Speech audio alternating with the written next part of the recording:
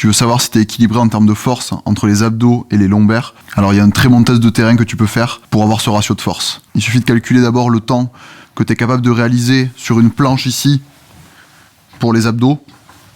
Donc là, tu vas calculer le temps en secondes que tu es capable de maintenir ici en gardant l'alignement ici parfait. À partir du moment où ça lâche, tu arrêtes le chronomètre. Donc là, tu viens ici, hop, et tu maintiens.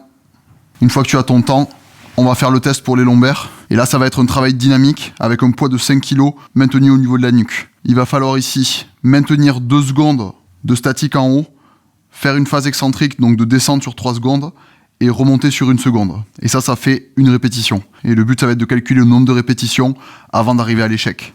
Donc ça donne ça. On vient ici, on prend le poids de 5 kg qu'on met ici, au niveau de la nuque. On maintient 2 secondes, et on est parti.